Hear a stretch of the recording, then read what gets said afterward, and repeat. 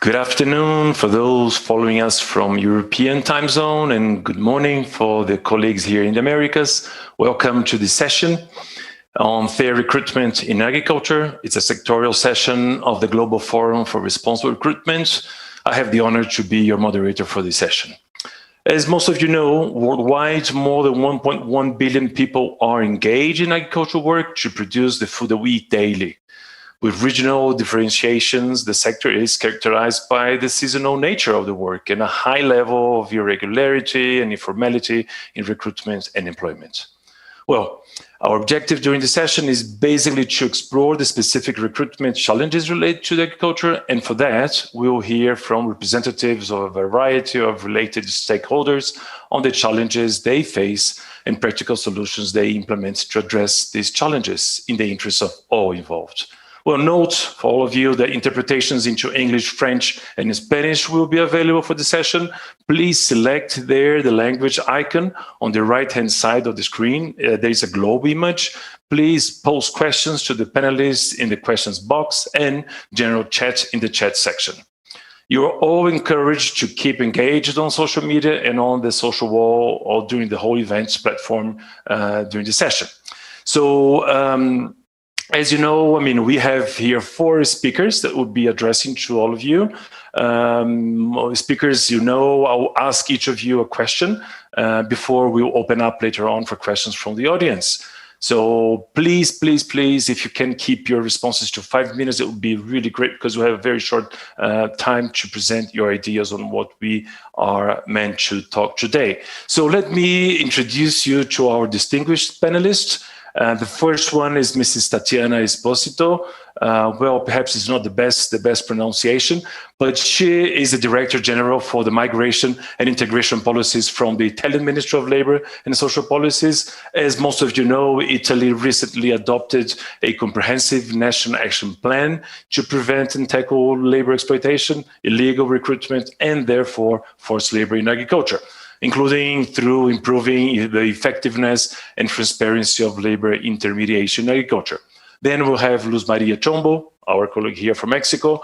Mrs. Chombo, she's the General Manager of IHRB, which is the acronym for Alianza Hortefrutícola Internacional para el Fomento a la Responsabilidad Social. As some of you may know, it's a Mexican non-profit or agricultural association that represents 80% of all agricultural exporters in Mexico. IHRB works to promote good practices in social responsibility among its members, and fair recruitment has been a very specific focus, and Ms. Chombo will speak in Spanish. Then we'll have Joe Martinez. He's the Executive Director of Cierto Global. It's a certified agency that recruits, trains, and places agricultural workers from Mexico with jobs in the US. Cierto has a comprehensive third-party monitoring system in place that we'll soon hear more about it, ensuring fair and transparent practices throughout the full recruitment cycle. And last but not least, Mr. Valdemar Velázquez. He's the president of the founder of the Farm Labor Organizing Committee, FLOC, in the United States. Under his leadership, FLOC has set international precedents in labor history, including being the first union to negotiate multi-party collective bargaining agreements and the first to represent HOA International Guest Works under a labor agreement. Well, he himself has personal experience in agriculture, has grown up in a migrant farm worker family based in Rio Grande Valley of Texas, and also working in the field seasonally through his high school years. So we will start off by having our first speaker, so we should not wait too long. And we would like to have Tatiana Esposito having the first floor. As I just said, recently, Italy adopted a national action plan to prevent and tackle labor exploitation and illegal recruitment and forced labor in agriculture, including through improving the effectiveness and transparency of labor intermediation in agriculture. The national action plan takes place now in a very important context, situating fair recruitment within a broader context. Mrs. Esposito, what would you be able to share with us? What would be the key steps towards implementing the National Action Plan? What barriers or challenges do you anticipate so our listeners can really have some ideas on how to move forward should they try and be capable of influencing policymaking? You have the floor. Yes, thank you. Thank you very much. And your pronunciation of my name was perfect. And good morning or afternoon to all people listening to us. And thank you very much for inviting us to join this session. And to come to your question, yes, at the end of 2018, a national interinstitutional committee was established by law in Italy. And this committee managed to formulate and approve this national action plan in the first half of 2020, so last year, to tackle labor exploitation in agriculture. The plan represents an important policy change as it adopts a comprehensive and multidimensional approach and takes into account all aspects of labor exploitation and forced labor. It sets a 3-year strategy to be implemented through 10 priority actions, most of which related to prevention.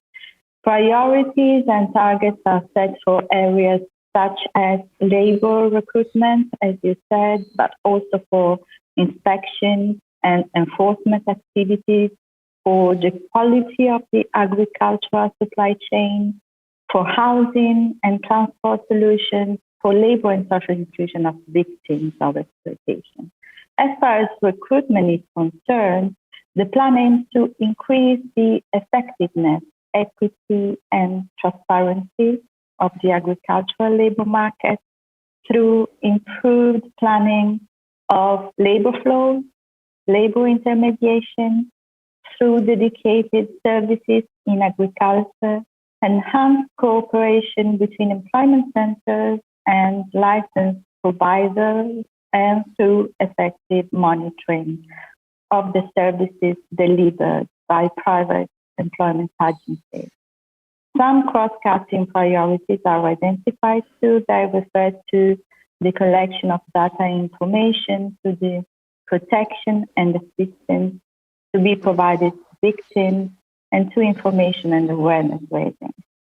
The strategy at the basis of the plan is flexible, adaptable to different local contexts, and takes into account both emergency situations and long-term solutions. The plan comes with a budget. The Ministry of Labour and Social Policy has already devoted 95 million euros coming from European and national budgets to promote a wide range of interventions, mainly concentrated on prevention and specifically targeting third country nationals legally residing in the country and who are victims or at risk of becoming victims of labor exploitation. Social partners and regional and local authorities are key in this intervention. They play a key role, and other ministries and institutions contribute with their own budget to the plan. This has been possible because the National Action Plan is the result of a coordinated action across institutional actors at national, regional, and local level, with an active involvement of the representatives of employers and workers' organizations of the agricultural sector, of NGOs, and of international organizations such as IOM, UNHCR, and ILO, of course. And we are particularly grateful to the Italian office of the ILO for its precious assistance provided in the framework of the Structural Reform Support Program of the European Commission. All these actors contributed to the development of the plan by analyzing key challenges and proposing priority actions and the means to address the identified challenges. It was 1 year of intensive work, and this finally led us to the approval of the plan last year. We are now in the first year of implementation, Despite of the disruption caused by the pandemic, many interventions have started and in some cases were also adjusted to emerging needs. Just think about additional sanitary needs in informal settlements, for example. What I see as the main challenge is related to the complex governance underlying the plan due to the distribution of competencies among a wide range of institutions at national and local levels. And the National Interinstitutional Committee, which is chaired by the Minister of Labor, is there to strengthen this governance and the level of involvement and commitment of all actors. Another challenge is related to the extension of this kind of action to economic sectors other than agriculture. Finally, I would like to mention what I see as two key issues for success. The first one is being able to ensure an integrated, competitive offer of services so that there is no more need for a gag master. And the second one is the increasing consumers' access to information and through this awareness. I think I've come to the end of my 5 minutes, but I'm here to reply to any other additional question you may have in the second part. Thank you. Thanks so much, Mrs. Posito. I'm glad I pronounced your name correctly. If you allow me to add a third interesting aspect, in addition to the two last ones, I think it's trust. I think what has happened in Italy for this 1 full year intentional work, it also represents a trust with all the partners, the government, social partners, NGOs. So this is allow me to add this trust, element that certainly was around this process. Thanks so much. We'll soon get back to you again when we come to the questions with the audience. Well, let me now go over to, thanks so much, Mrs. Posito, for your clear response to my question. I have one question now to Ms. Luz Maria Chombo from IFORES. Most of you may not, but IFORES has taken a number of practical steps in recent years, including adopting a code of conduct, and also developing a certification schemes and developing a fair recruitment toolkit for their members. Luz Maria, could you please tell us more about IFORES and what would be the steps that IFORES, or what were the steps that IFORES took on integrating fair recruitment? Perhaps if you can, in 5 minutes, also try to tell us how you built the momentum and the consensus amongst the members towards adopting this code. If you can, I know 5 minutes is not long enough, but if you can, would be really, really happy to hear from you. You have the floor. Sí, muchas gracias. Lo que la organización ha realizado es una serie de pasos. Primero, los agricultores de 12 organizaciones agrícolas de México se reunieron para evaluar cuál era el nivel de cumplimiento que tenían en relación a responsabilidad social. Había un interés importante en mejorar las condiciones laborales de los trabajadores. Entonces, se unieron y la conclusión fue que, había empresas que tenían niveles importantes de avance en relación a la responsabilidad social y había otras empresas que tenían áreas importantes todavía de mejora. En ese sentido, ellos concluyeron, ese grupo de agricultores concluyó que debían organizarse, debían unir sus esfuerzos para que el nivel de los mejores fuera el nivel que prevaleciera en el país. En ese sentido, vieron como un área de oportunidad crear un organismo a través del cual se implementaran diferentes estrategias. Dentro de las estrategias que establecieron, Una de ellas fue precisamente la creación de ciertas herramientas para que fueran conduciendo, guiando a las empresas al nivel de cumplimiento. Se establecieron este código de conducta que se materializó en 2 esquemas de certificación. Un esquema de certificación que se denomina certificación de empresa agrícola responsable y otra que es más reciente, que es el estándar de Artemec. Este estándar de Artemec se creó para que los agricultores cumplieran con los derechos laborales contenidos, pactados en el acuerdo comercial del tratado entre México, Estados Unidos y Canadá. Entonces, ahí en este esquema de certificación hay un apartado de manera específica que se evalúa lo relacionado con la contratación justa, la contratación equitativa. De manera particular se busca que las prácticas que se realizan a través de los intermediarios laborales no existan prácticas de trabajo forzoso. En México, el trabajo forzoso está tipificado como un delito dentro de lo que se enmarca en la ley de trata de personas.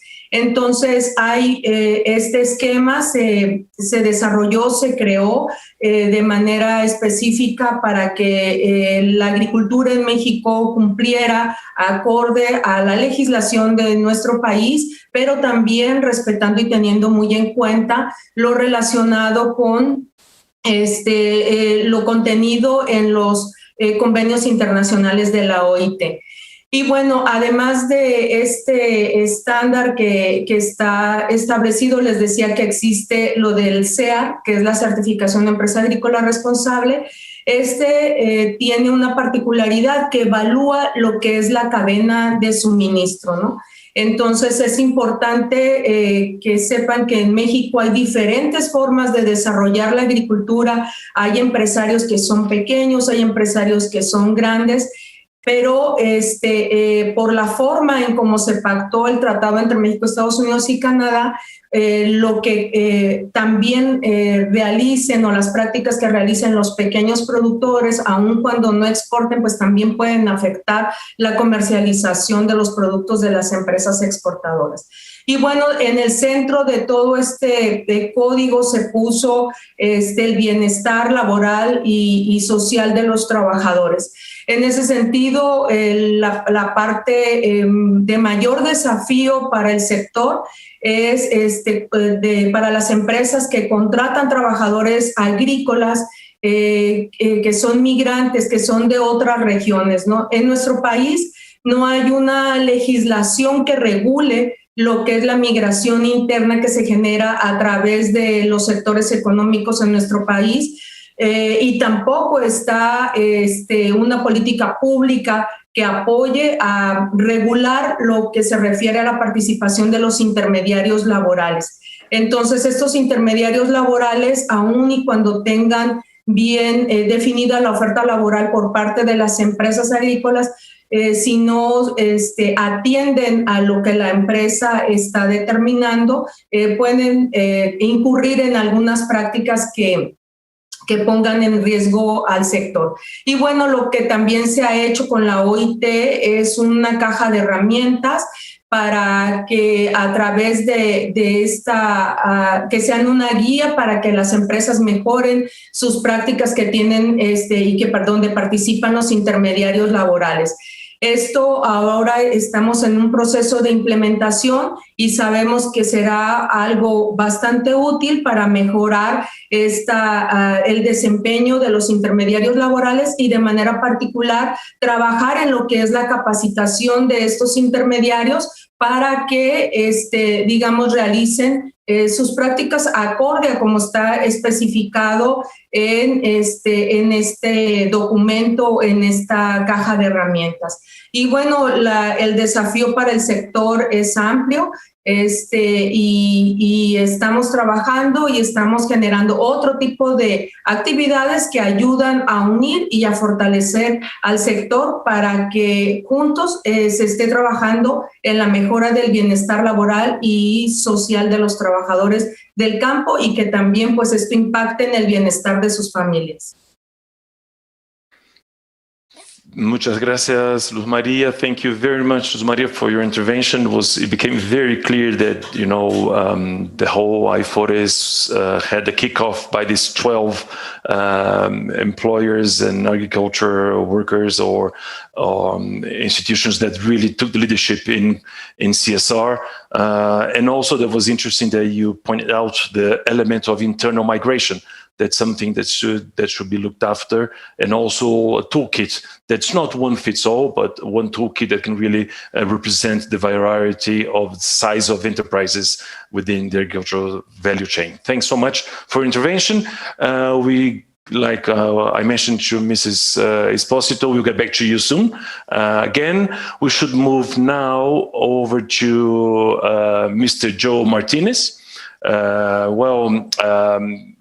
I didn't mention in the beginning, but Cierto takes a very unique approach to recruitment, in addition to those we've heard so far, with a built-in model for transparency and accountability along the recruitment chain.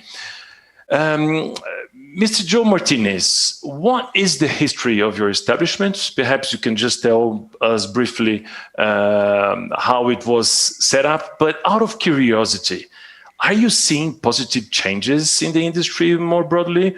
Or, are there any other recruitment agencies beginning to see the benefits of adopting fair recruitment practices?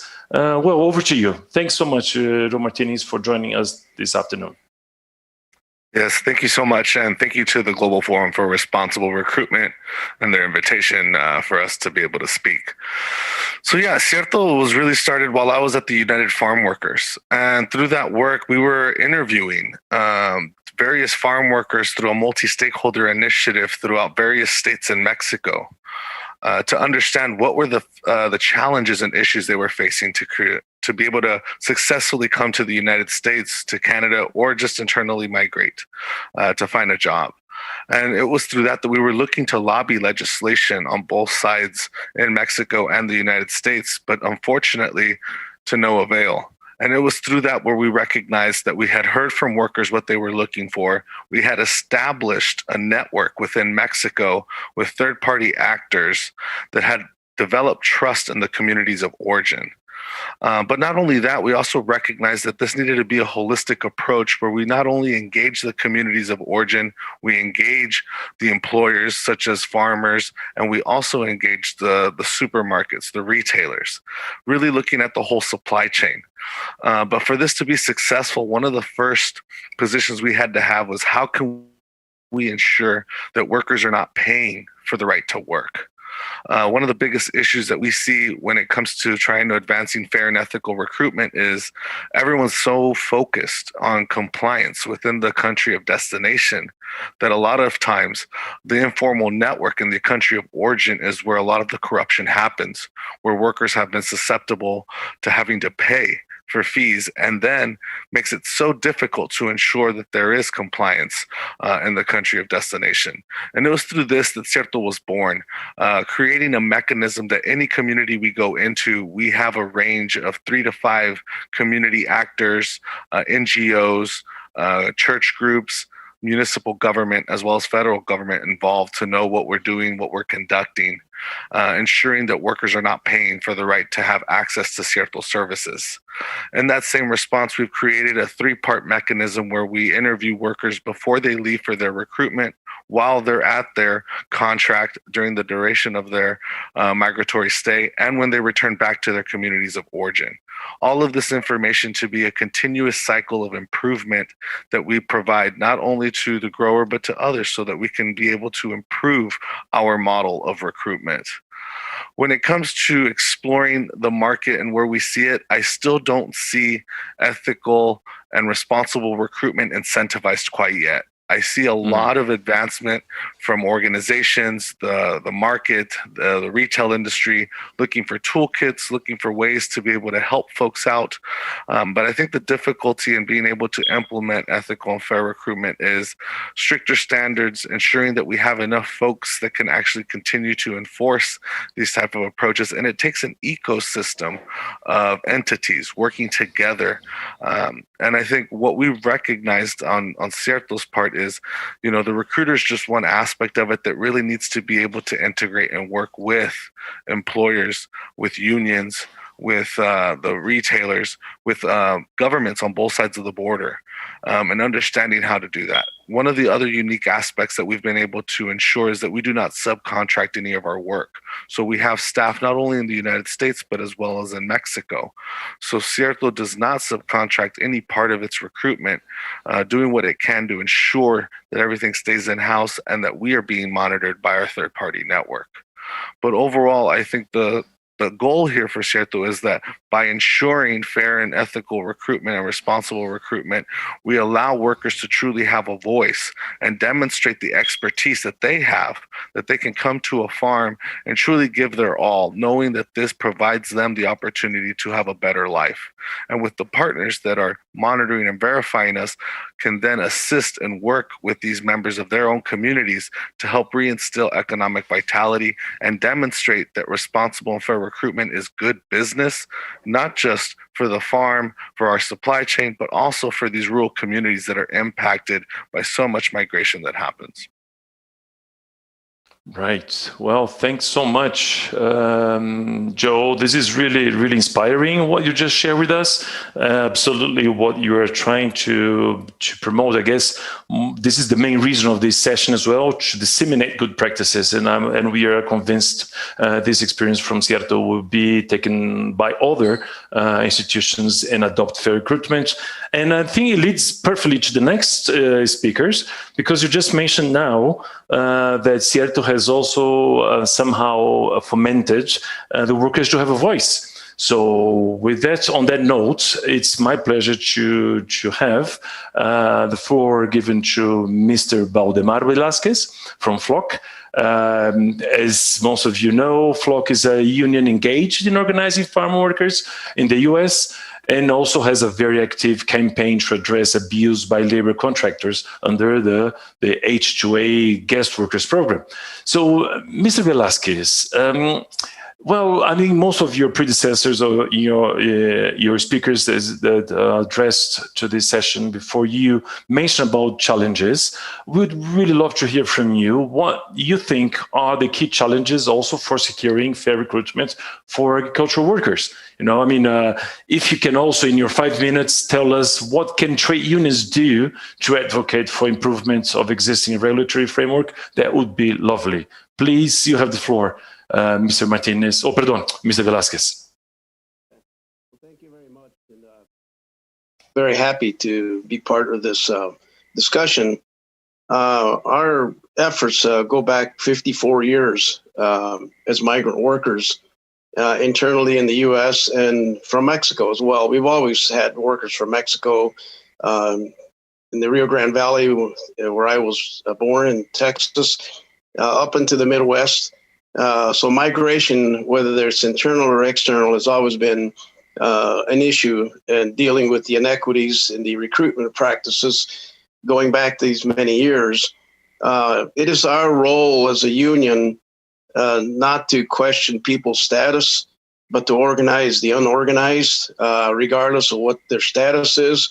Going back to the old Bracero program with Mexico, and all the undocumented migration from Mexico into the U.S., it's always been problematic, depending on who's doing the recruiting, whether they're labor contractors or whether they've been proclaimed domestic workers recruited through employment services throughout the United States. I think that the fundamental problem is in all of these recruitment efforts is the lack of freedom of association among the migrant workers. Domestic laws in the U.S. and Mexico, in the United States, all the labor laws governing freedom of association exclude agricultural workers, have always excluded agricultural workers. In every labor law reform since 1935, the National Labor Relations Act has continued to exclude agricultural workers. Now, we negotiated one of the first supply chain agreement in the United States in the 1986 with the Campbell Soup Company, where we brought all the supply chain players together and their growers that were contracted to Campbell Soup and the workers and the company, and negotiated one supply chain agreement. And we duplicated that with the Vlasic Pickle Company, Dean Foods, and Jane Green Bay Foods, and the Mount Olive Pickle Company in North Carolina. Part of that agreement in North Carolina had to do with H-2A guest workers. And that's since 2005, we have been dealing with all the inequities that are built into these recruiting programs. Brother Joe Martinez, I remember when we fashioned this first agreement covering these H-2A workers, we gave a presentation to the UFW Board of Directors so that we could change our policies in the U.S. to organize those workers. And I tell you why they need to be organized and have freedom of association, that we can have all the auditing and certification programs. We can have good government laws governing recruitment. There are a couple of problems with the recruitment issues in domestic laws is that they're not extraterritorial, as Joe was mentioning. You have to reach into the sending country and figure out a way to oversee the abuses that originate in the sending countries. A collective bargaining agreement can achieve that with the employers in the United States, and which we have done. And actually, right now, we're in the middle of recruiting season of workers coming into the United States under our agreement. And right now, we got over 200 inquiries of workers of questions of recruiting, not violations, but some questions. Some are violations that may turn into grievances. The workers have a right to file grievances over recruiting violations, whether they're complying with Mexican law or U.S. law. We have a right to file grievances in Mexico over recruiting violations. So that they may turn into grievances. They may be resolved before they turn into grievances. But there's another reason why workers need to have a union in these recruitment oversights. One is that they have more problems migrating than just in the workplace over workplace policies. There's the public policy issues. Who's speaking for the immigrant workers? Who's speaking for the guest workers in a receiving country? Right now, we got a lot of self-appointed advocates that are arguing for legislation covering H-2A guest workers, but where's the voice of the guest workers themselves over these things? So I think we not only have problems in the workplace and even public policy questions, we have problems when they arrive in the country that they're working with local police departments, with local businesses. Many abuses take place when migrants come in. Rural companies, stores, food stores increase their prices when the workers arrive. There's no one. They have to advocate for themselves. So the issue of self-determination becomes a big term for us. And I think that it's important that we are able to collectivize the workers' voice to find out what is the problems that bother them when they get out of bed in the morning. So we can have all the best laws that we can get that are important to have, but we have to figure out a way to implement them and give the workers the ability to use their own abilities and resources and their own tools to implement, to be their daily inspectors of all the issues that they confront, as opposed to waiting for some auditor to come in and see it, a short window of what they see, are not there 24 hours a day to flag the issues that go unnoticed time and again. So I think it's important that the issue of freedom of association becomes a primary goal of governments. to find practical ways to implement freedom of association on the farms that these workers come to be employed at. Great. Well, this is fantastic, Mr. Velasquez. I think you pointed out interesting aspect. The freedom of association is key. Even now, when you're talking or speaking of the future of work and the challenges that we face with the informality, and the rural workers are basically under a lot of informality, and the self-determination issue, it's really important. And how can trade unions also reinvent themselves to be able to outreach those who need to turn to someone in terms of protecting their rights? This is quite interesting. I think we had quite interesting elements presented in the first round with our speakers. I think now first of all, let me just thank you all for being so strict to the time, which will allow us more interaction with our audience. Thanks so much. I didn't need to interrupt you, luckily. I mean, that's not a very good job for a moderator. So I'm really thankful for your assistance. I think now, after having shared all your views this first round, it's clear to some of us that there are quite a number of common challenges, globally, but also a series of emerging innovative practices that we heard and approaches that we've just came across now. So we'll now move into a more interactive portion, if you allow us, please, panelists, where we want to hear from the audience. Now we're moving into one section. It's called the word cloud. So what we would like you all to participate is just shortly in your screen, there will be a survey that will produce a word cloud. We've heard several keywords that our panelists presented to us. So in light of their interventions that you've just heard, there are key priority actions that you'd like to suggest, all of us, for the next 2 or 3 years to ensure fair recruitment for agricultural workers. Please do enter now. You see in your screen this poll, some questions, some words, please. I need to ensure that you get or just write down some keywords that you've seen relevant throughout these interventions.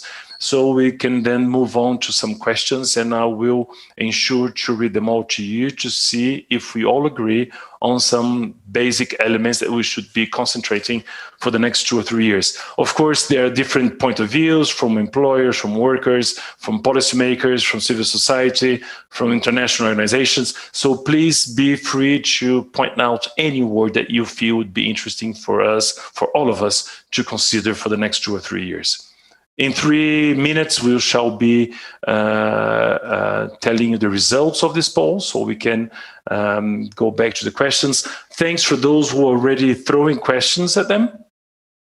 I do have already questions to all of you, so be prepared. They're quite interesting questions, so be ready to answer them.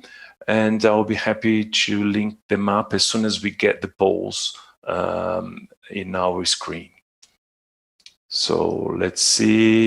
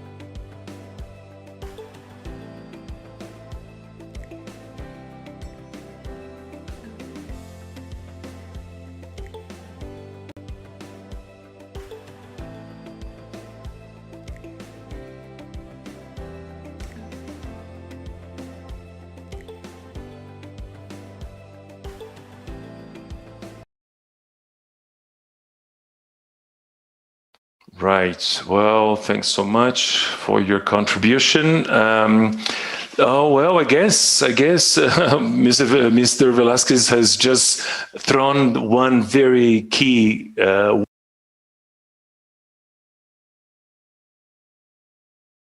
employers, which is important.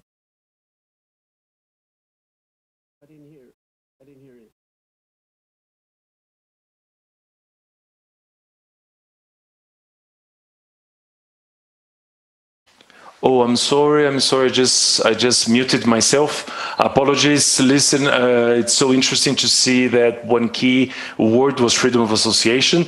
That was part of Mr. Velasquez's presentation. Justice both for workers and for employers, which is important. Enforcement, which bring us to the government, to the accountability. It's an excellent words that we should take forward in the next 2 or 3 years, because we should all be accountable for what we are meant to implement within our mandates. Let me see. So freedom of association remains a big word, which is actually something that we are facing within the workers in the rural sector, for the migrant workers. So they need to have their voice heard. I have workers' voice linked to the freedom of association. Yes, well, at my age, to see all these words is quite complicated, but I can see again. Let me see, having private placements, employee, yes.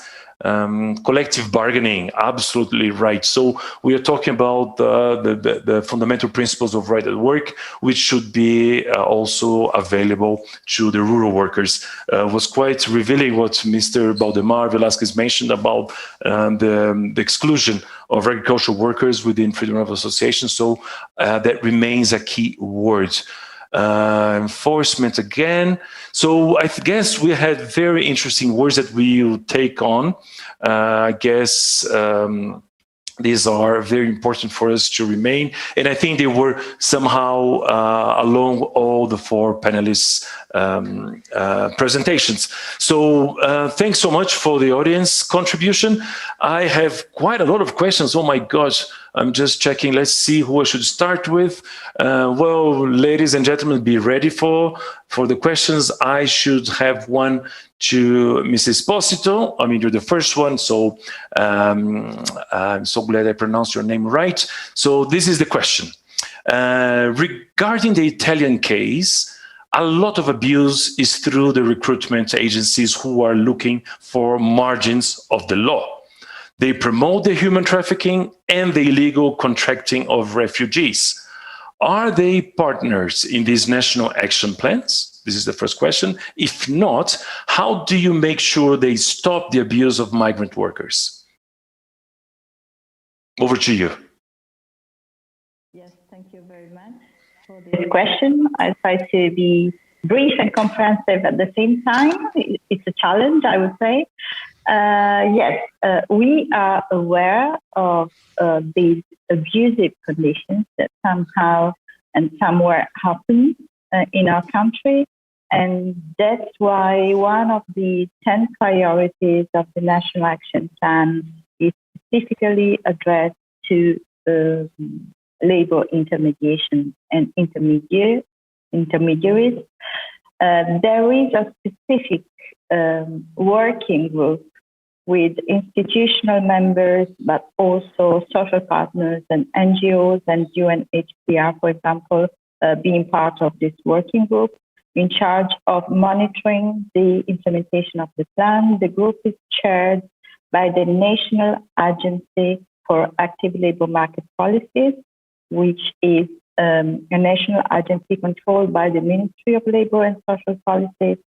They coordinate the work on this issue. And of course, as I briefly mentioned at the beginning of this session, the issue of coordinating the work of public employment services and private agencies is at the core of the priorities of the plan, as well as the setting of guidelines and monitoring of the work of private employment agencies. So we are just at the start of the implementation, but we are well aware of these issues and it is part of the plan. And let me also say that we are helped in a way by the new legislation introduced in 2016 in Italy, which is at the origin of this action plan, I would say, which completely renewed the Italian criminal code by changing the structure of the offense by making the employer punishable as well as the recruiter. This was really very important shift in paradigm. And this is influencing very much also the institutional approach to the phenomenon. And this led to the conclusion, for example, of regional protocols between institutions, social partners, and NGOs with the aim of coordinating efforts, and to the adoption of new guidelines by the National Labor Inspectorate in order to provide its staff with effective and up-to-date tools in their enforcement activities, having a look also to the work of private agencies, of course. Oh, thanks so much. I mean, I think this is great. Thanks for just mentioning the law 199, now 2016, which is the base of the whole National Action Plan. We understand that you didn't have time to present it, but for sure your National Action Plan has indicators so you can monitor the implementation, and it's very clear it's the first year of implementation. Thanks so much for answering clearly and very frankly to this first question. I have another one now to Mrs. Jumbo.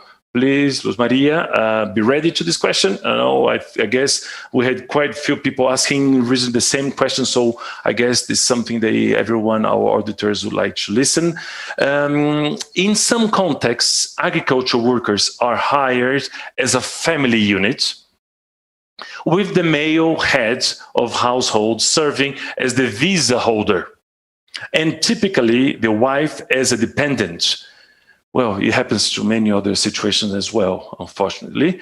This can create an opportunity for exploitation or abuse, as well as deepening gender imbalances in the household and the workplace. How can this be addressed? And how can we ensure gender-responsive, fair recruitment and working conditions? Adelante.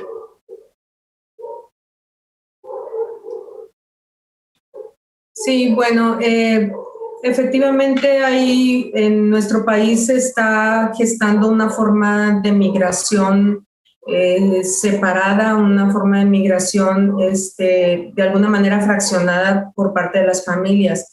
Esto es algo que no es deseable porque lo importante es que aun y cuando las familias no tengan oportunidades en sus lugares de origen, que a los lugares donde migren puedan migrar junto con sus familias. En ese sentido, y bueno, y ahí se pueden emplear los hombres y las mujeres en igualdad de oportunidades, en igualdad de circunstancias, en igualdad de salarios, etcétera. Entonces, lo que los productores efectivamente han hecho es que tienen ciertos albergues, ciertos espacios en donde las familias pueden llegar con todo, con sus hijos y establecerse ahí durante el tiempo que dura la temporada agrícola. Una parte importante en este proceso de reclutamiento, justo lo que se ha hecho es que las empresas empiezan a capacitar a sus intermediarios laborales y que incluso hay algunas que han optado por eliminar esta figura del intermediario laboral. ¿Cómo lo han hecho? Lo han hecho a través de estructuras de trabajo que han creado en sus organigramas con personal especializado que se traslada hasta los lugares de origen a hacer el proceso de reclutamiento. Hacen otra parte que también es muy importante en esto de los procesos migratorios, que es el cuidado de la salud. Y en ese sentido hay un especial interés sobre el cuidado de la salud materno-infantil y ya hay acciones específicas que se hacen para que las mujeres digamos, estén en mejores condiciones, porque sabemos que de antemano ellos llevan las labores de la casa, llevan las labores en muchas ocasiones de la educación de los niños, adicional a que tienen que trabajar. Entonces, lo que se ha hecho con estos grupos, estos equipos sociales dentro de las empresas, es buscar y garantizar que esa forma en cómo migran y la forma en cómo viven en las instalaciones que son propiedad de los agricultores estén bajo el respeto de los derechos laborales y sociales. Sabemos que aún hay mucho trabajo que hacer y sobre todo para los trabajadores que después de que trabajan en las empresas en México migran hacia los Estados Unidos, porque cuando ellos migran hacia los Estados Unidos efectivamente se van solos y las mujeres se quedan en nuestro país, no siempre regresan a sus lugares de origen, muchas veces ellas pasan en un proceso de migración de un estado a otro estado o de una empresa a otra empresa y en muchas de las ocasiones las hacen por algunos lapsos o por algún tiempo solas con sus hijos, ¿no? Entonces sí hay un trabajo fuerte que tenemos que hacer en ese sentido y aquí consideramos que es importante también la intervención del gobierno porque no siempre llegan a las instalaciones de las empresas, muchas veces llegan a las comunidades y el ámbito de la comunidad ya entra en una responsabilidad que va más allá de los empresarios. Aún así se hacen algunas acciones, pero sí se requiere un acompañamiento por parte de las dependencias gubernamentales, sobre todo para crear los sistemas de guardería y de educación para los hijos de los trabajadores que migran junto con sus padres. Yeah, I mean, it became very clear that gender equality is even more challenging in the rural sector. The care system, you just raised some quite important elements in the care system that applies to many other economic sectors, but this is definitely something that the public sector should take care together with employers and the whole system, because work relations start at home. Thanks so much, Luz Maria, for your intervention. I have some also questions related to gender, but perhaps when Mr. Velasquez or Joe Martinez, I have some questions for both of you. You can also mention, if you can, if there is some room to show the limitations and challenges for migrant women workers that may face. So with that, I have a question to Mr. Velasquez, a very specific one. If there is any chance that the new U.S. administration will take steps to make sure agricultural workers can enjoy freedom of association, maybe as part of their collaborative migration management strategy that they are currently working on. This is another question that I think perhaps is very specific to your intervention. Over to you, Mr. Velasquez. I just actually happened to speak to the new Secretary of Labor Friday, and we think that there are some things the government can do to enhance the ability of farm workers to organize. Only California and New York State have collective bargaining laws for agriculture workers, but the rest of the country is still mired in the post-Civil War models of agriculture, of independent contractors, sharecropping, and tenant farming, and migratory workers for short-term crops. So I think that the most important thing that we can do is push corporate America, retailers, manufacturers to implement practical models on freedom of association in their supply chains, not only domestic, but globally. And it would be important because we've done this with the previous companies that I mentioned, and why not do them globally? 2017, we convened a global meeting with tobacco sector unions because tobacco is one of the big crops that run through the deep south that we've been organizing. And you've got these, there's only like 7 global buyers of all tobacco in the world. So we convened a meeting in Malawi of all tobacco sector unions with the support of the International Union Federation. And we came up with a declaration calling on these manufacturers to implement a practical mechanism on freedom of association. I think that when you engage workers and find their collective voice, they can address all of the issues that the human rights folks are concerned about, whether it's child labor, whether it's horrendous living quarters for workers and families that are not conducive to family living, even if it's a temporary crop. Workers can address all these issues, and they can negotiate them if all of the players in the supply chain, particularly the corporations that hold the deep pockets, are engaged to renegotiate the pricing in the supply chain so that the middle farmers who are suppliers to those manufacturers and retailers have an ability to sustain themselves and also pay a fair wage and proper working and living conditions to their employees. So I think that that's the model that we created back in the 80s. It's been duplicated successfully. And now we're trying to attempt to implement it on a global scale with the big tobacco companies. And if it can be done there, it can be done with all global supply chain manufacturers and retailers. You got the Walmarts and the Costco's, and you got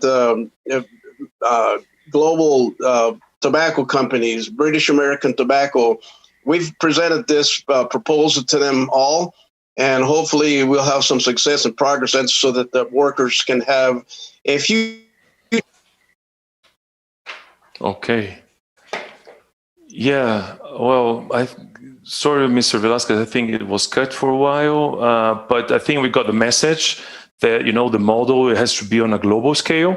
Now, this is really, really important. So across borders, collaboration between trade unions, sectoral ones, the tobacco experience can be one example for other sectors.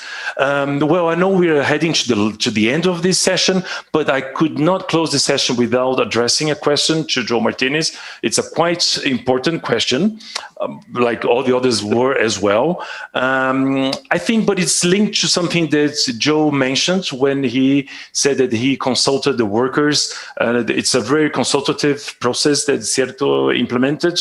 The question is to you, Joe.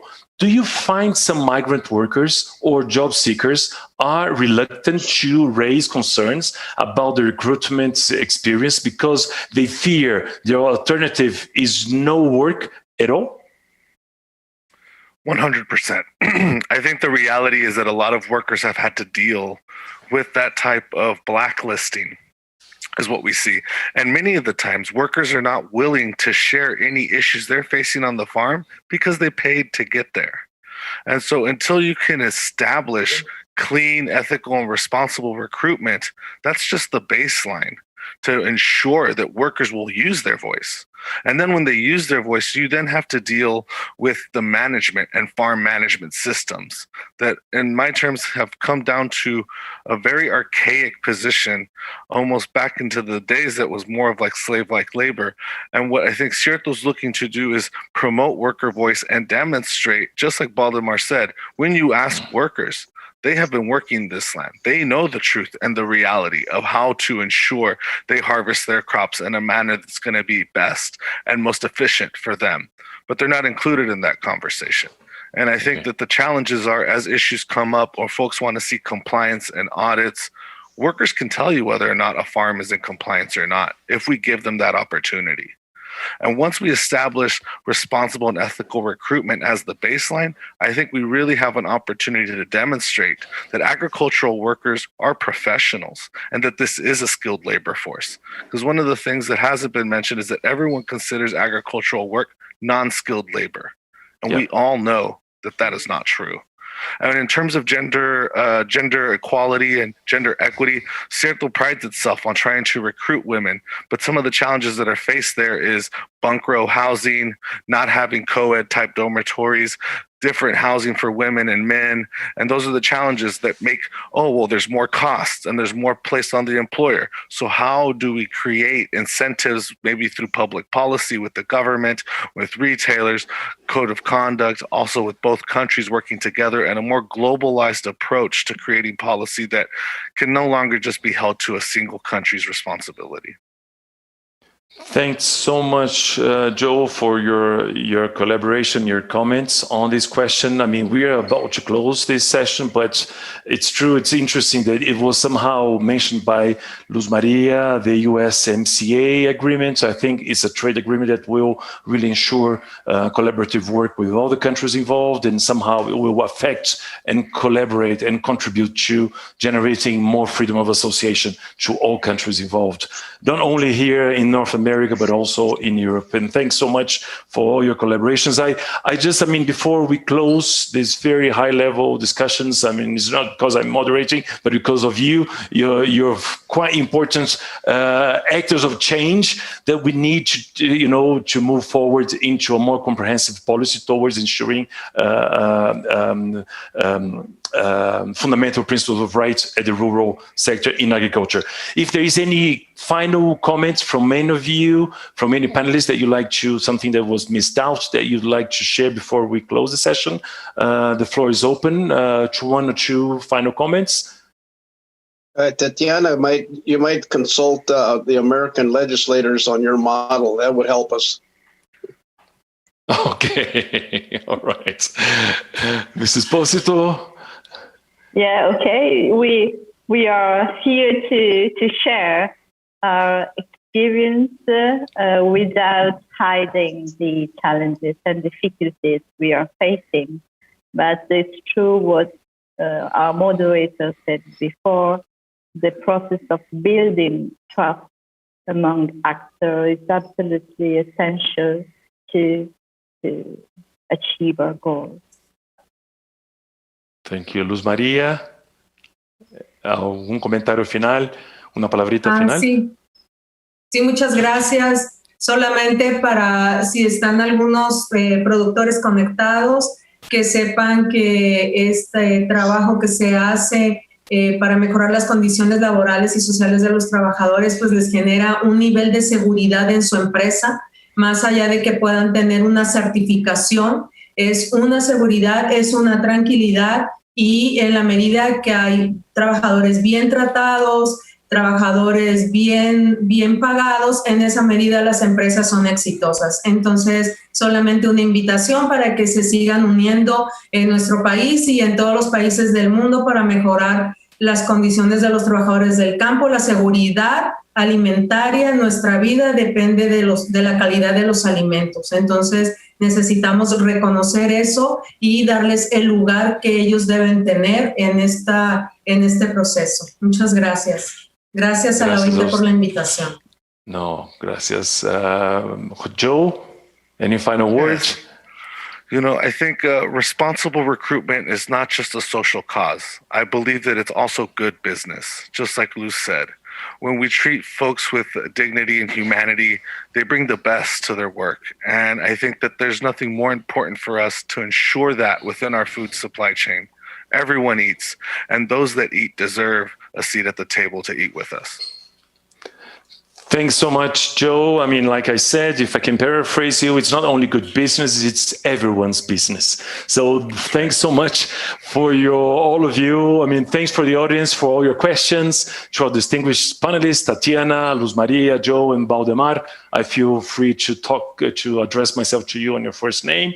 Thanks so much. We encourage participants to keep engaged in this conversation. There are a number of resources on this topic available in the resource library of the ILO, IOM, and many others collaborators that you can visit. Even the ILO site, of course, it's the publicity moment. So thanks so much. We will be updating all information, as well as the Italian government with this first year. Congratulations, the first anniversary of the National Action Plan. We hope to celebrate in the 2 years' time, the very success of this initiative. Thanks for Cierto, for IFORES, of course, for Valdemar, por haber compartido la experiencia del sector sindical, muy importante en ese contexto de que necesitamos generar más y mejor trabajo para todas y para todos. Muchísimas gracias a ustedes, fue un placer acompañarles y espero que tengan todos con mucha salud, que cuídense bastante bien y que nos encontraremos muy breve en otras sesiones. Muchas gracias.